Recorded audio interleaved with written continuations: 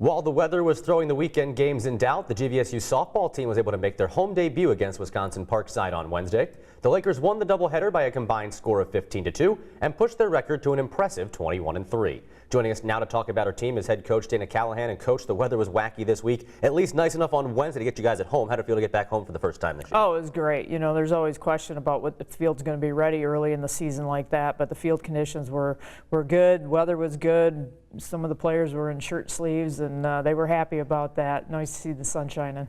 Well, this past winter was a little colder than most. It was colder later. I know coming into the season, you were a little concerned about the thawing of that field in general, but as you said, it's come out pretty nicely, huh? It has. I mean, Wednesday was really nice, and so the field conditions were good. It was almost a little hard because they had packed it down so much. So we got to loosen it up a little bit, and hopefully it'll be good for the rest of the year. You got plenty of freshmen that have come in this year, and being at home is a little bit different. You got some home responsibilities, keeping the grounds clean and everything like that. How'd the freshmen adjust to that home schedule? Oh, I think they enjoyed it, you know, and playing in front of their home crowd. Parents were there and things like that, and it's a little nicer. They can stay in class and then get to the field ready for game time. So they adjusted well, and we had a good day.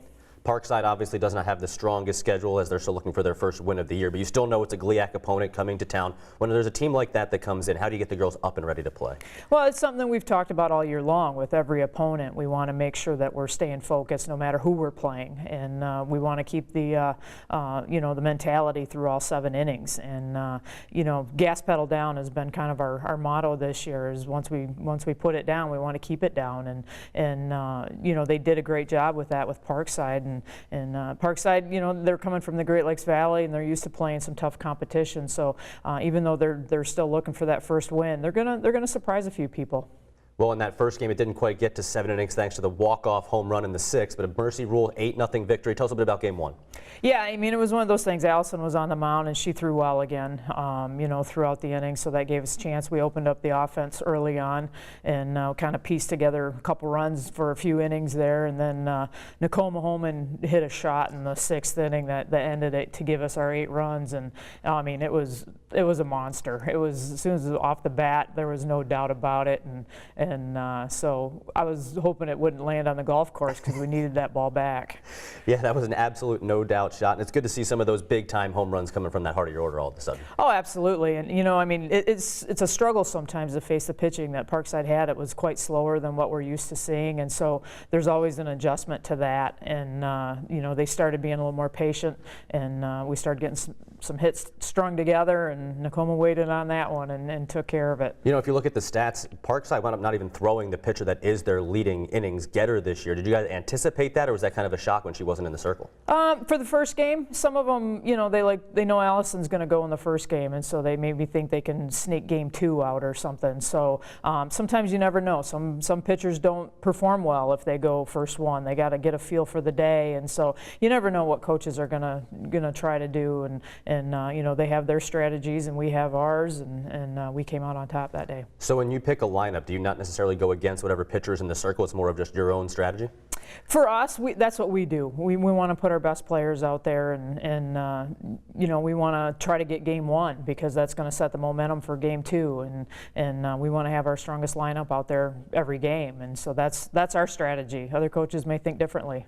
Well, game 2 comes out with a 7-2 victory for Grand Valley and a really impressive show in the circle once again for Sammy Garrels. Again, she's still getting into softball shape, but 5 innings, awfully impressive. What'd you think of her on Monday? Yeah, you know, I think Sammy she's just going out there and doing her thing. She's kind of unaware of the opponents and who they are. She's just going out there and throwing strikes and getting outs, and she threw a lot of ground ball outs, and that's exactly what we need out of her. I think the first 6 were straight ground balls to our infield, so that's exactly what we need, and she's just going out and doing her job. And to see a freshman step up into a role like that as quickly as she has, especially coming off a basketball season, is awfully impressive mentally as well. Oh, absolutely. You know, we talked a little bit about that before. Sammy's a gamer, and when you give her the ball, she's going to go out there and perform well, at least the best that she can.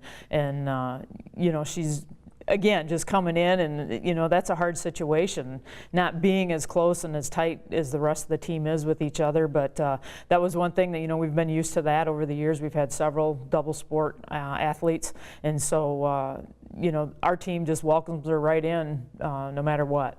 And very supportive. It's nice when you have a ground ball pitcher to have somebody like Flaherty at shortstop who's been unbelievable on the defensive side so far her senior year. Oh, absolutely. Shannon, in my opinion, is the best shortstop in the league, and from a defensive standpoint especially. So she just reads the ball extremely well coming off the bat, and then she has an instinct for the speed of the runners and gets the ball to first base pretty quickly. We got a pretty busy week coming up this week, starting tomorrow at home against Northwood. Tell us about what you got going on this week.